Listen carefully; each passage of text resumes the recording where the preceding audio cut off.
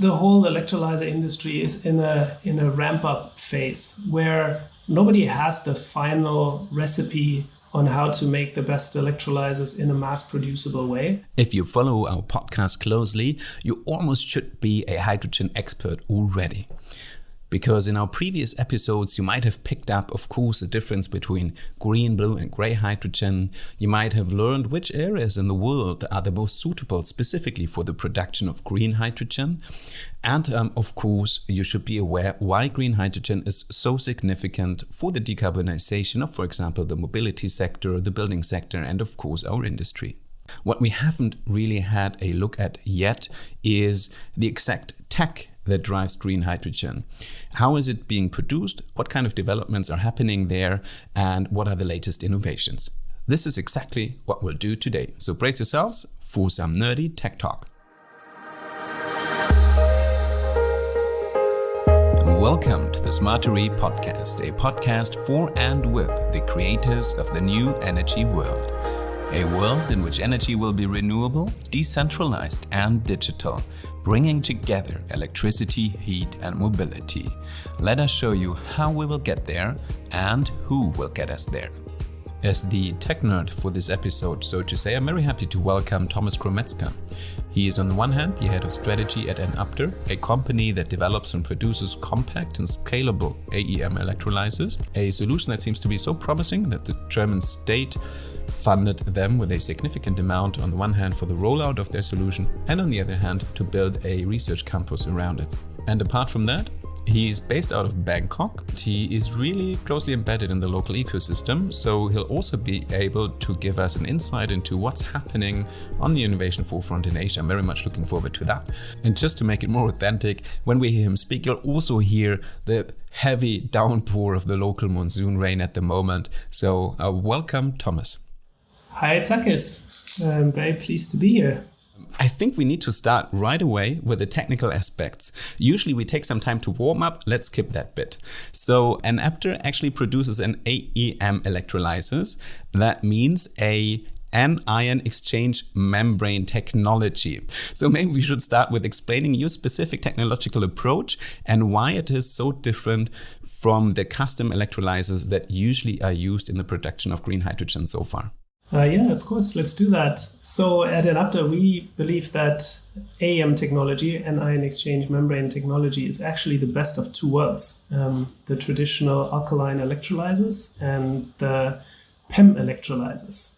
So we have looked very carefully into the different technologies and found the AEM and really think that it is the best of two worlds. So what we take from alkaline electrolysers is the alkaline environment, but we dilute the alkaline solution to a 1% KOH solution, so very, very highly diluted solution.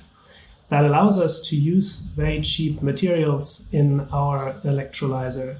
At the same time, we are borrowing from what we know from the PEM electrolysers, the very efficient way how to produce hydrogen in a cell setup. So we are having a cell in which we are using an anion exchange membrane instead of a proton exchange membrane, which we know from PEM. But we're doing this in an alkaline environment. So we have the same flexibility of our electrolyzer, the same high purity hydrogen production, which is already under pressure, which we know from PEM electrolysers. But at the same time, we use the cheap materials for which alkaline electrolysers are known. And since our alkaline solution is highly diluted, it's very safe to handle and to install. And that enables us to build very unique electrolysers.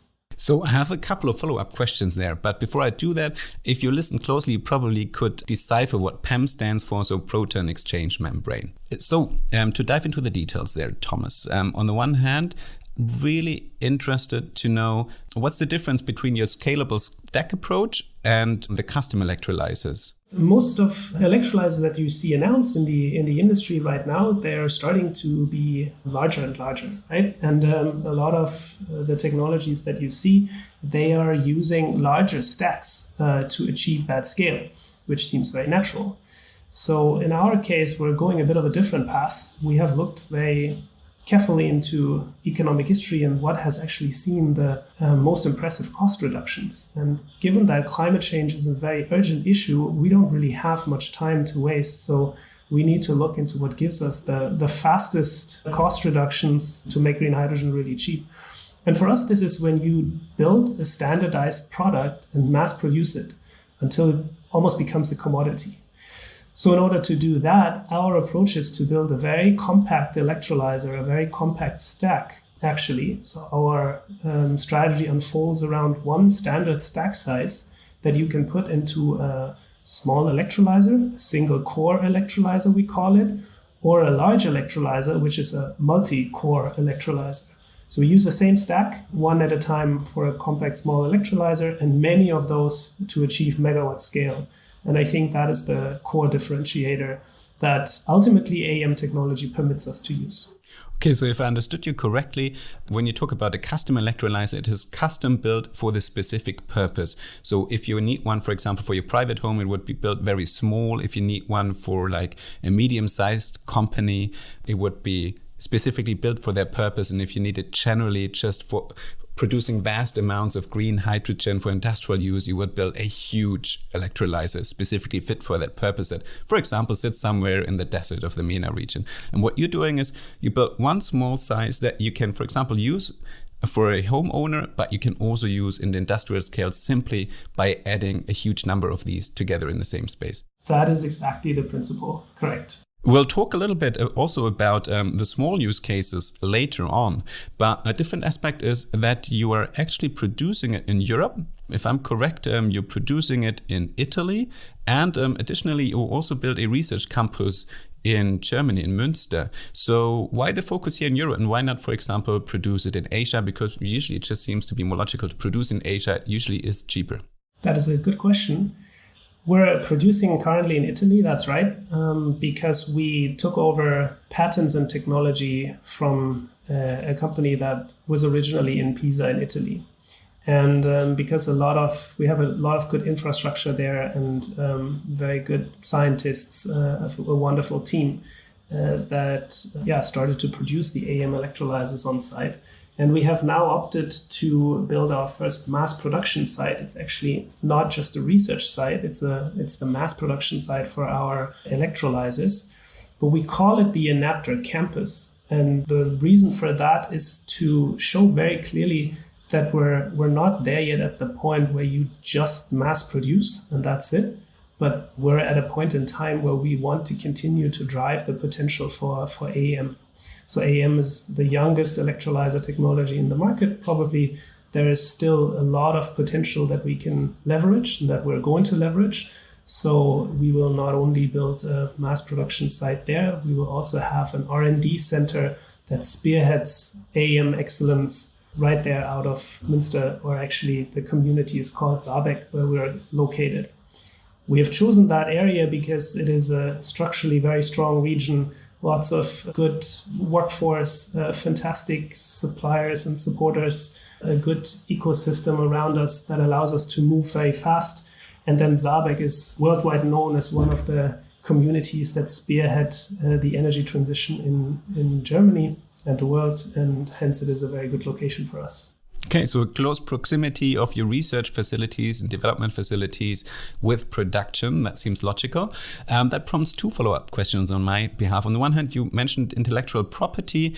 So I guess there's a lot of intellectual property in the exact way you build your AEM stacks, but probably the approach of just building a stack out of small units as such is not protected, and that's something that other players could adopt as well, right? So I think the whole electrolyzer industry is in a ramp-up phase where nobody has the final recipe on how to make the best electrolyzers in a mass-producible way. Everybody is in a stage where they are figuring out how they will deliver this massive scale that the market needs.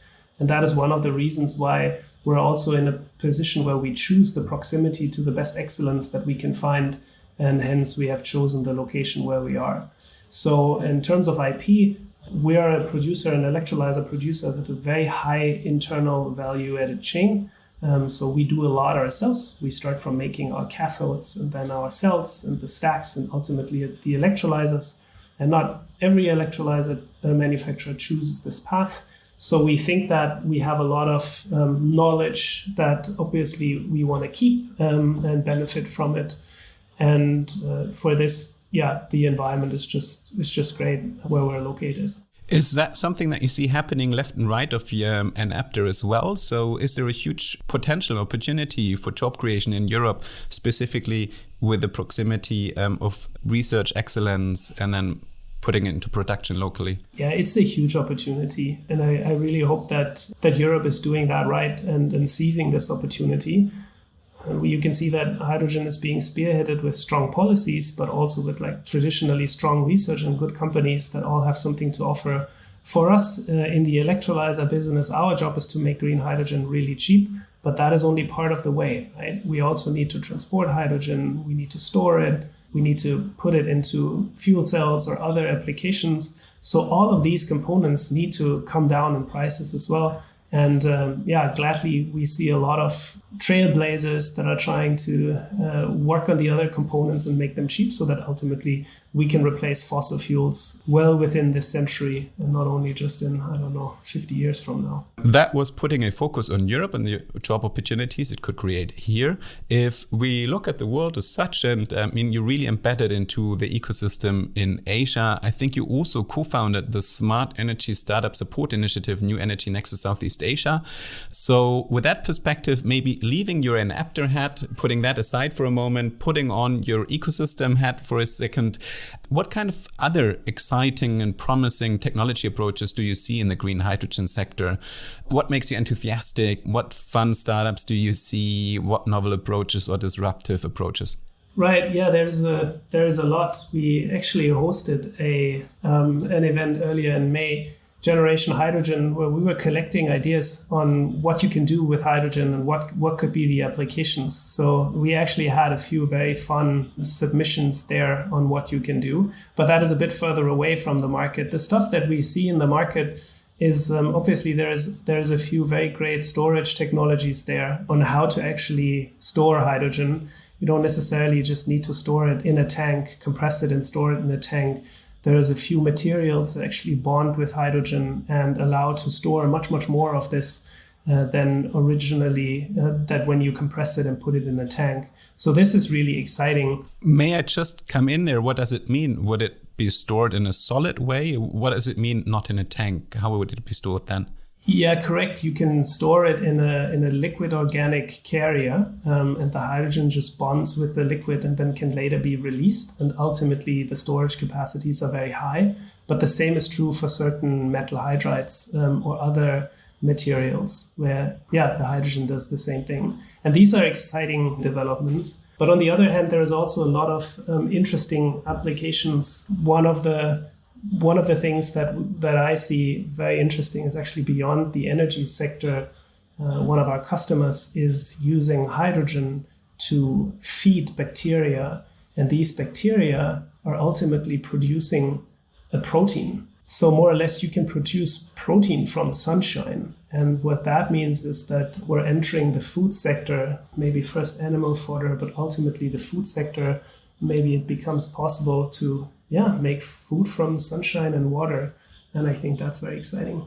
And that, of course, would be breakthrough news just in regards to deforestation, I imagine. It wouldn't be necessary to cut down this vast swaths of land in Brazil just to feed our cows in Europe. So let's hope that technology advances fast. Coming back to green hydrogen, where do you see the biggest potential, maybe also potential that still lies dormant? Is it at the moment all around electrolysers, or what other potential do you see in the whole value chain or the production chain? Definitely, we need to see the same development in the different sections of the industry. If our electrolyzers become really cheap, but storage tanks and fuel cells don't, then we don't win enough, right? So there is huge potential everywhere. It is on the fuel cell technology, it is in the storage technology, it is in the way how we compress hydrogen, but it is also simpler things, connections between, piping. All of these seem to be little things, but ultimately all of these need to scale to allow for the massive amount of green hydrogen that must be produced. So there's huge potential along the value chain, I think, in all segments equally. Still, I think some people are skeptical about green hydrogen. Usually critics always come with a low efficiency. They usually also come with the high energy consumption in the production of green hydrogen, also in regards to the transport. For example, if in Europe we were to import hydrogen from the MENA region, it has to go through pipelines or it has to be shipped. What's still missing to really generate economic viability? Well, the first step is to make hydrogen really cheap. Right? When you go to industry conferences, you always hear the chicken and the egg problem that has been defining this industry for so long. But we like to think, as an electrolyzer manufacturer, it is our role, our duty to make sure that hydrogen is available really cheap. And that's what we want to do. So we want to focus on that and make sure we drive the cost for hydrogen under the cost for fossil fuels, so that everybody else in the industry has something really, really cheap to work with. The other arguments, sometimes I think the arguments are a little confusing because when you say that hydrogen has a low efficiency, you're usually comparing it to something, and often there's a comparison. Isn't it more efficient to store electricity in batteries than turning it into hydrogen? But I think that's not the point, or not the main point of what you need hydrogen for. Green hydrogen allows us to make carbon-free molecules, so to basically replace fossil fuels. And that's, I'm pronouncing it because that's the point, right? Like, we have a lot of green electricity. Solar and wind are the cheapest sources of electricity, but electricity is only 20% of global energy consumption. 80% is in fuels and gases, 80% is in molecules. So yes, we will electrify much, much more. And I think it's very reasonable because we want to use wind and solar as efficiently as possible. But there is applications that need fuels, heavy-duty transport, think ships, think planes, industry, energy, industry feedstock, heating and cooling, and the many new use cases that we see. And for that, there is no other alternative. We need to act now. We can't wait for another invention or breakthrough technology. We need to use what we have on the table. And I think what's on the table is actually pretty good because it allows us to ultimately make fuel that is carbon-free and cheaper than fossil fuels. At least that's what we think. And this is why we're going all in on that technology. The examples you just put in there, for example, logistics, airplanes, ships, trucks, that's all in the giga context. That's all in industrial scale context. And usually one thinks then, okay, a huge plant somewhere, as I often said, in the MENA region, maybe also in Europe, close to the coast. You think export, you think import. But in fact, when you talk about hydrogen and you bring in solar and wind as renewables, you can also think decentralized and on a much smaller scale. And I know that one of your customers, I think, is Pikea, or Home Power Solutions in their product Pikea, where they really produce a small unit that as a single homeowner, you can have your solar panel, you can have your hydrogen fuel cell in the cellar, produce and store your hydrogen and then use it for electricity production, for example, in winter. So on a very, very small decentralized scale. If we go that way, are there still some barriers in Europe to also use it in that very small decentralized way? I mean, there's lots of barriers, of course, but none of which you cannot overcome. Hydrogen is still, or green hydrogen is still a new technology, and it's only starting to go mainstream. So we need, red tape needs to be cut, bureaucracy needs to adapt, and rules and regulation need to accommodate a completely new way of thinking energy, and that is in a decentralized manner. Look, I mean, wind and solar have completely disrupted the energy industry. And I don't think that energy installations in the future are going to be 10 gigawatts in size everywhere around the world. There will be these installations, but renewables are distributed for a reason, right? Demand differs, availability differs, and oftentimes there is a sweet spot where it makes sense, in terms of size, how big you can go. But a solar panel is 300 watts. And at some point, it doesn't really make much of a difference if you're building a 500 megawatt plant, a gigawatt plant, or a 2 gigawatt plant. And oftentimes you have more trouble in transporting your electricity away when you build these mega plants. So the future of power generation is decentralized, and we think that we will see a similar development in oils and gases as well once it becomes available. Just imagine all the use cases and business models once you can produce your fuel and gas right next to your electricity generator. It has impact on global supply chains. It has impact on how businesses operate and how they plan. And maybe many cannot imagine that future, but I think it is crystal clear that we're moving into a more decentralized energy world. So I'm pretty sure that's going to happen. So also, if I take your statement, you also think that's not an utopia, but that is a big part of how our future infrastructure of energy production, also gas and fuel production, will work. Well, if you don't close your eyes to it, you see it already, right? I mean, there's other examples. Look, in the 80s, when computers came up, everybody was expecting computers to be large and centralized, such as the mainframe. But then we saw the PC come up on stage, and ultimately the PC completely replaced mainframe technology. And today's data center, Google and Facebook and Amazon, they're all using standardized modules in their data centers that they can easily build up and down, amend and cut if they want to. And solar did the same thing, right? Everybody believed the energy has to be large and centralized to work. And today we're making gigawatts of installations with 300, 400 watt modules. So what's the future of hydrogen going to be? We think there is something to say for it to be a modular, standardized world where you build where you need in any size you want. I think that's a wonderful comparison you just brought up there with comparing it to the computer industry. What I would like to know, since once again using the advantage that you're based out of Bangkok, are there various scenarios where the different use cases, different approaches you observe between Asian countries, European countries? What are the different use cases, strategies they apply? What should they learn from each other? Well, particularly in Southeast Asia, you can see that the markets are different. Yeah, the development of the countries is different. So we have a lot of use cases where hydrogen is used for long-term energy storage in microgrids or off-grid situations. And I think this will drive demand over the next years. But then again, all the other use cases that we see in Europe will eventually materialize here as well. Currently, Japan and Korea, of course, China will be leading that game. But yeah, we keep a close eye on Southeast Asia as well. Enapter was started in Thailand, so we're keeping a close eye on Southeast Asia, and we're having a strategic focus on supplying that region because there is a lot of energy poverty still here in all sectors, and one of the topics that we want to address. So a very different starting point for some regions in Asia compared to Europe. So what would be the two main use cases you see for example, European clients?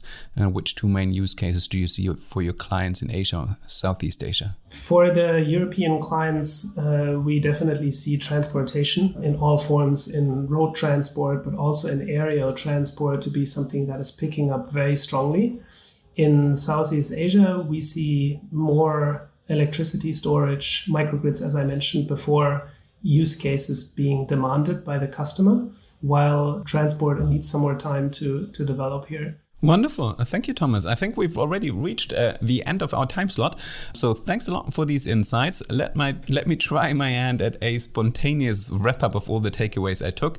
So what was really novel is learning about your approach, where you said instead of really building customized electrolysers for each purpose, you focus on the stack approach, with starting with a small unit that then can be just scaled depending on which purpose it has, whether it's an industrial use case in Europe or in Asia, whether it's a small localized, decentralized use case, for example, somewhere on a Southeast Asian island for a small community. And apart from that, you still see huge potential. You say it yourself, you haven't reached the end of your innovation potential yet. So there still needs to be a big focus on innovation. May it be in the production, focusing on electrolysers, but you said it yourself, coming down to small things like piping. So basically all along the whole production value chain of hydrogen, green hydrogen, there needs to be a lot of effort in making it possible and improving all the small bits and parts that need to come together for a green hydrogen economy and hopefully a very soon future. So thanks a lot for joining us today, Thomas. No worries. Thanks for your time, and it's a pleasure to be on the show. Thanks. Stay tuned for more episodes of the Smarter E podcast. Exciting presentations and the latest trends on green hydrogen innovations can be found from October 6th to 8th at EES Europe Restart 2021, Europe's largest and most international exhibition for batteries and energy storage systems, is taking place at Messe München. All information and tickets for the exhibition and forum can be found online at ees-europe.com.